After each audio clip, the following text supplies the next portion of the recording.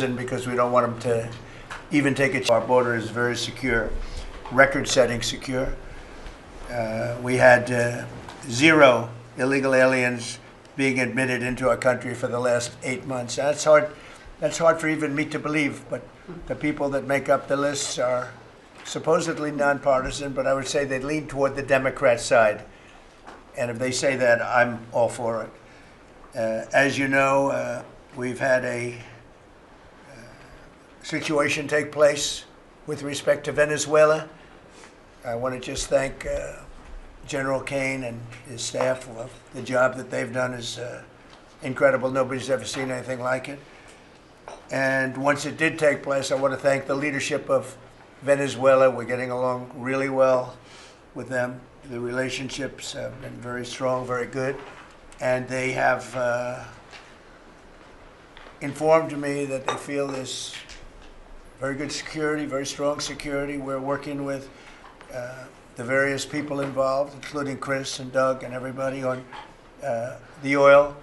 We have the major oil companies going to Venezuela now, scouting it out and picking their locations, and they'll be bringing back tremendous wealth for Venezuela and for the United States, and the oil companies will do fine too. Venezuela will actually make for themselves more money than they've ever made before, and that's a good thing. And the people of Venezuela were literally in the streets waving American flags. They were so happy. And the people in our country, like in the Doral section of Miami, which is considered Little Venezuela, they're thrilled. And I just spoke to the president of Venezuela, informed her that we're going to be opening up all commercial airspace over Venezuela. American citizens will be very shortly able to go to Venezuela, and they'll be safe there. They'll be safe. It's under very strong control.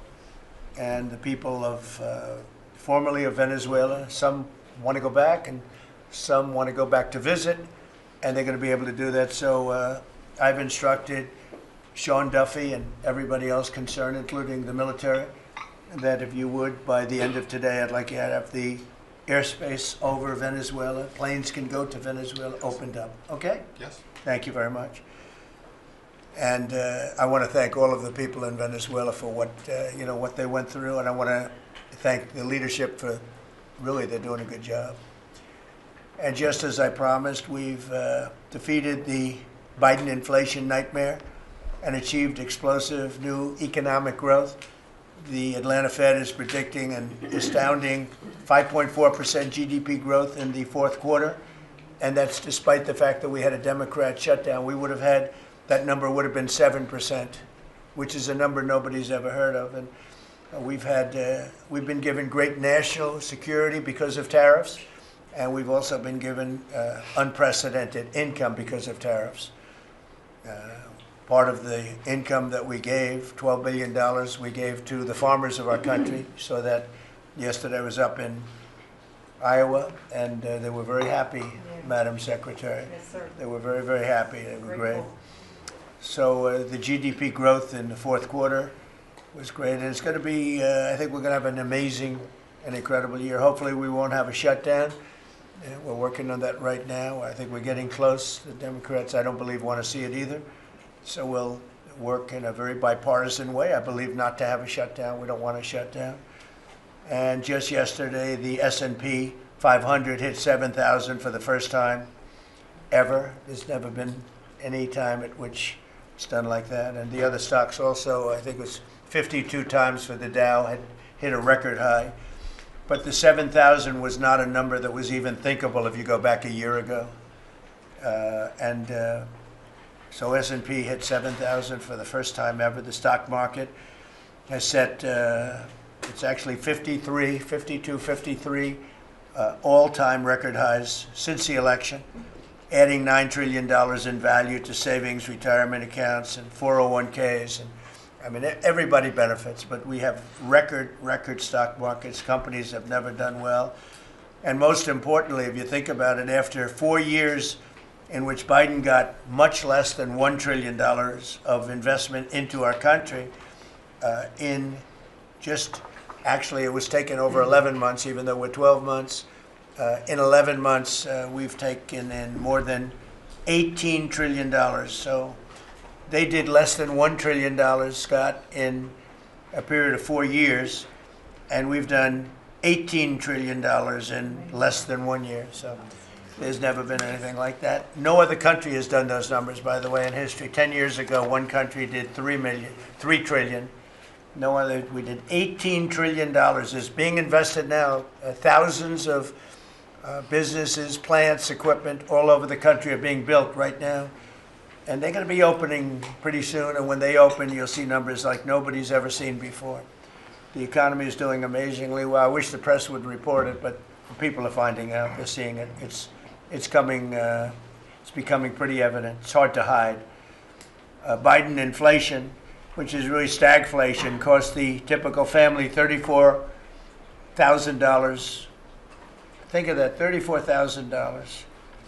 But after 1 year, growth in real incomes is outpacing inflation by more than $3,000 under Trump. So one cost $34,000 and one made $3,000. That's a big swing. Gasoline has plunged to, think of this, over $4 a gallon, depending on where you are. In California, it's $7, $8 a gallon.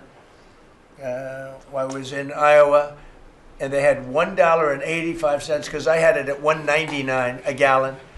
And I was corrected by two farmers that said, I just bought my gasoline for $1.85. So, Chris, you have to be doing something right, you and Doug, right?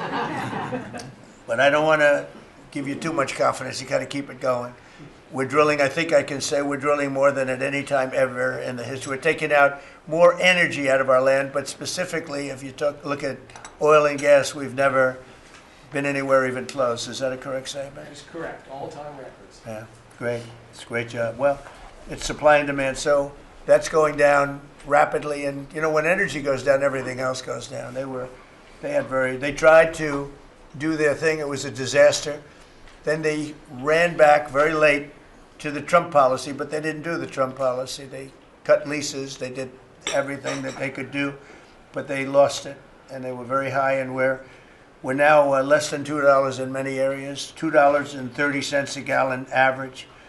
Grocery prices, airfares, hotels, car payments, and rent prices are coming down very fast. And you don't hear the word affordability issued by the Democrats anymore. Now they're going into other things because they're getting beaten badly on affordability. Remember that when I was elected, I came into office, I inherited a total mess, starting with eggs, which were 4 times higher than they were just a year before.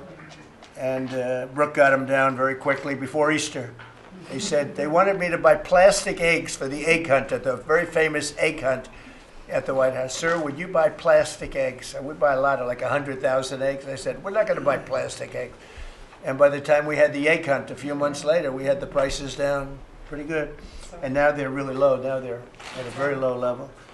So we really have, you don't hear the word affordability because we inherited very high prices, and we inherited the highest inflation in 48 years. I say the history of our country. I think it sounds almost the same. Actually, I think 48 years sounds actually worse for some reason. So I'll go with the 40, because the press corrected me. I said history, and they said, it's not history, it's 48 years. I said, I'll accept that. And we had the highest inflation in 48 years. We have now as you saw yesterday with the Fed, I'm not a fan of his. He said that inflation essentially is not a factor. It's really been pretty amazing. I just put out a statement about his statements. I won't repeat them here because they're too angry. And thanks to our tax cuts, millions of Americans will soon receive record-setting tax refunds. You're going to get a lot of tax refunds, with the average refund expected to be over $1,000 higher than it has been at any time. So we're going to be getting some pretty good refunds, a lot of people. If congressional Democrats had their way, Americans would right now be facing the largest tax hike ever. You know, their proposal was to raise taxes very substantially. And our proposal, which is in the great big beautiful New Deal, it's a New Deal in its own way. It's a Republican version of the New Deal. Right behind you is a nice picture of FDR. This is a much better deal than the FDR deal. But we have the great big beautiful bill, and it's given tremendous tax cuts and a lot of other things. People are now finding out how good it is, and It's just kicked in as of January 1st, by the way, so we're really starting to see it. Even though it's a month, we're really starting to see it. The U.S. economy would be cratering if they had won this election. Our country would be in very bad shape, would be maybe not much of a country anymore. I don't think it would be a country anymore. They were doing everything wrong, but they were going to give you the largest tax hike in history, and we're giving you the largest tax cut in history in the great, big, beautiful bill. In addition, I think it's very good. I think it's very important. You have no tax on overtime, no tax on tips, and no tax on Social Security, but you also have, you're getting this is the first time this ever happened. If you buy a car, you go out and borrow money, you get an interest deduction. You take the interest rate, the interest that you're paying on the loan, you're able to deduct it for income tax purposes. So that's a first ever, and I think it's going to be great for everybody, including the car companies. I was in Detroit 3 weeks ago. I went to the Ford factory, spoke to the General Motors people. It's all the same. They're doing better than they've ever done. The factory I went to was like a World War I, earlier than World War I factory, opened up. One of the oldest buildings, but one of the biggest. And Ford was getting ready to close it a couple of years ago, and then they saw that I was doing well, and it looked like I would have a good chance of winning. And they kept it going, barely going. And last week they announced, during my visit, they announced that they're going to round the clock production. They never thought it was. I said, did you ever think? I spoke with Bill Ford and the president of Ford. They were both there, and they said, we can't even believe it. We were going to close this building 2 years ago, and now it's going round the clock. They said, we cannot. I mean, they said, we wish it was twice the size, but they're now building additional plants in the United States, as is everybody else. You have AI building, but the car companies, I love the car companies, and you have them, they're all coming back. They're coming back from Mexico, they're coming back from Canada, they're coming back from Japan, and they're coming back from Germany, all over Europe. They're coming back, they're building here because they want to avoid the tariffs. They don't want to pay the 15%, in some cases 25% tariff. Could be a lot higher than that if it wasn't working. So because of that, they're all coming back. One statistic yesterday that Scott told me is that for the first time ever, tell them about the steel in Japan, that we are now making more steel. Go ahead, please. So yesterday they reported for the first time in 26 years, the United States of America produced more steel than Japan. Wow. And that is entirely driven by your tariffs. Wow, amazing.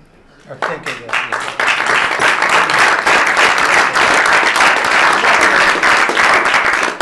He obviously said that much better than I did, because I got no applause, and I'm giving you home run after home run. He says one thing and everybody else.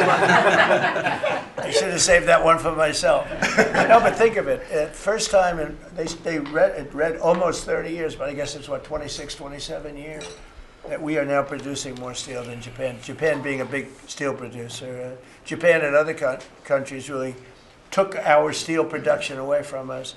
Now, if you think of this, 3-4 years ago, the steel companies were all closing up.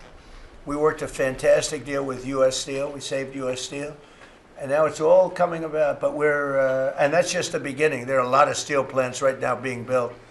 So that's an amazing number. Nobody would have believed that. If you would have said that 3, 4, 5 years ago, people would have said, yeah, it's not a true fact. But so it has to be true, because otherwise you question me on everything.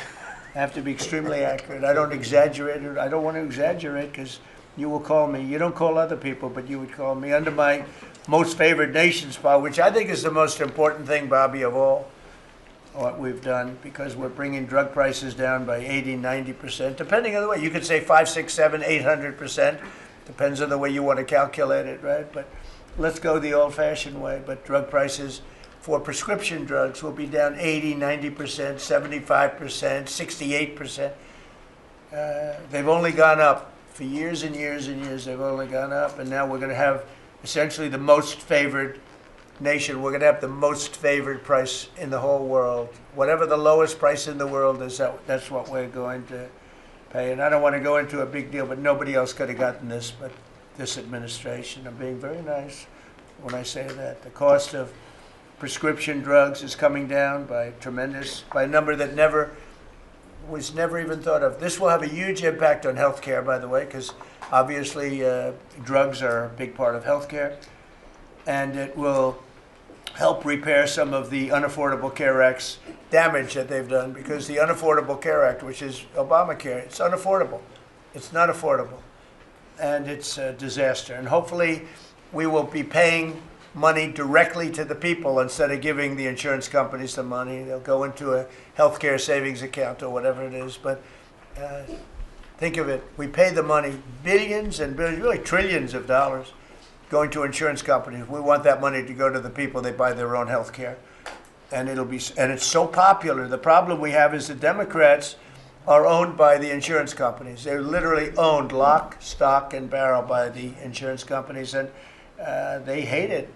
But the people love it, including all Democrats. So I think we'll perhaps be successful with it. But it was an idea I had. You know, I read the papers, and I'm reading one of the stories about the insurance companies, how much money they're making, where they received, billions and billions of dollars for this stuff from the United States of America, and their stock has gone up by 1,400%. Think of it, 1,400. One went up 1,700%.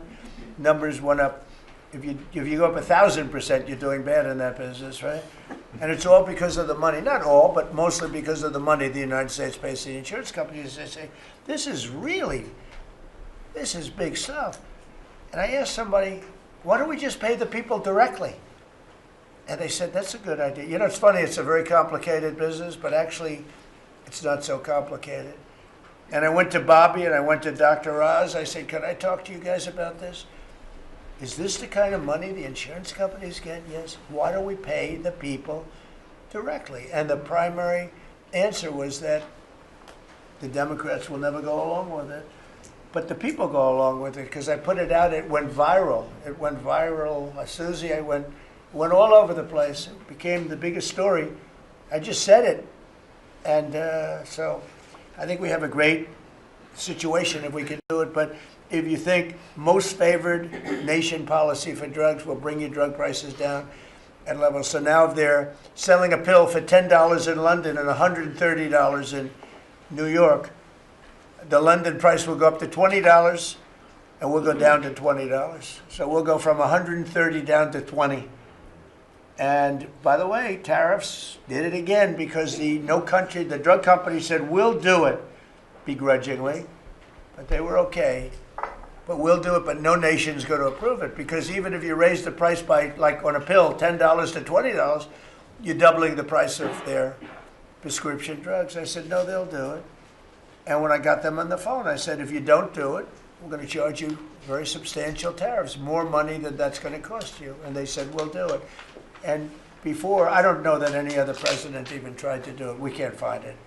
But if they did try, they wouldn't have gotten through the companies. They wouldn't have gotten through the company, and then they wouldn't have gotten through the country. I spoke with Macron. He was the first one. He was not at that time wearing sunglasses. And he said, no, Donald, I will not do this. I will not. I won't even consider. You're asking me to double the price. I said, you have no choice. You have to do it, because you guys have been ripping us off. In other words, the whole world, we've been subsidizing the whole world on drug costs. That's why they were $10 and we'd be at 130. As an example, there were many examples. I could give you examples even worse. He said, no, I will not do that. And I said, yes, you will. 100% you'll do it. He said, no, I won't do that, Donald. You're asking me to double the cost of our prescription. We will not do that. I said, look, you've been ripping us off now for decades. We're not going to do it anymore. You can do it under Biden and Obama and other people. You're not going to do it under us. We won't do it. I said, well, if you don't do it, I'm going to charge you a 25% tariff on all of your wine, champagne, and everything else you sell into the United States. He said, like I said, I will do it. And that was the end of the conversation, right? That was the end of the conversation. So now we have favored nations that everybody said would be impossible to get. And I then had the same conversation with 15 other countries. Every one of them agreed. After a short conference, they all said no. And then within a matter of seconds, they said, we would be very happy to do that. Thank you for asking in such a nice way. And it's a great achievement. I think it's going to be one of the best achievements we've had in this country in a long time. So we're going to be knocking drug prices down at levels never seen before. I want to thank the drug companies because once they agreed, they really did. They felt it was very unfair. One of them told me it's actually a relief to agree because this has been just a rough thing for me, to justify, because they couldn't justify it. I said, how come in London I can buy something for $10 and in New York I have to pay $130? And they go, well, it's research and development. I said, yeah, but you have research and development from them. Made in the same factory, made in everything. This is where my friend, who's very successful, I told you, a seriously overweight person, he takes the fat pill or the fat shot. And he was in London and he said, costs $87 there, costs $1,300 in New York. What's going on? He called me up. And I knew that, but he put it in a very blunt way. I've known him a long time. He's a crude individual, but smart as hell, made a lot of money. But he just thought it was sort of ridiculous. He happened to be in London and he got the shot, Ozempic, I think, or one of them. And I told him it wasn't working. For him, it didn't work. But he brought up a good point. It didn't work. I told him, he knows who I'm talking about. He's going crazy. He begs me not to mention. He's not talking about me, ladies and gentlemen. No, it's not our great vice president. No, but he begs me not to mention his name because he's become very famous without mentioning his name. And he is actually a very well-known business person. But he did make a point. But I knew the point very well. We were always paying far more than any other nation. We were subsidizing the world. Right now, there's no more of that. So we're going to be bringing the drug prices down at numbers never seen before. It's going to have a huge impact, positive impact on healthcare. So with that, we are going to ask a couple of people to say a few words. And we're not going to go through the whole table because the last time we had a press conference, it lasted for 3 hours. And some people said he closed his eyes. Look, it got pretty boring. In all fairness, I love these people. But there's a lot of people. It was a little bit on the boring side. But I didn't sleep. I just closed them because I wanted to get the hell out of here. Some of them, I didn't sleep, by the way. I don't sleep much, let me tell you. But it's funny. Some of them got me in a blink. When you go like, and they took me at the closed segment of my cycle. And they said he's sleeping. And besides that, Marco, between these two guys, if I was sleeping, they'd be waking me up very fast. They'd be knocking me, come on, you got to wake up, boss. But no, we've had great meetings. Look, we're the most transparent presidency by far, and I love going around the room, but we're going to pick a few people. I think I would like to ask Steve if he could just give us a brief description of how well we're doing in the Middle East, because we have peace in the Middle East now. There's a couple of little minor flames that we put out very easily.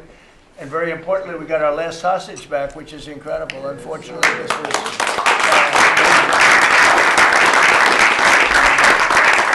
something that nobody said could be done. And I will tell you, Hamas was a big factor in getting all of the hostages back. We were not happy with them, and they had to bring them back. And they found the dead hostages, the bodies of hostages. And those parents wanted their sons back. I think in all cases, sons. But they wanted their sons and their family. They wanted their sons back as much as the people that had living hostages that we got them back to. So we got the 20, but remember, we got hundreds back previous to that. But I always said getting those last 20 back is going to be very tough. And we got them back, and we got all of the bodies back also, which to those parents was just as important as getting back the son that was living. Steve, could you give us a little description, please? Well, your policy of peace through strength, that's what delivered them home. Without that pressure, it never happens. We are in the second phase now. We've stood up for the first time, Mr. President, on your behalf, a technocratic, all Arab government. We've got the terrorists out of there, and they're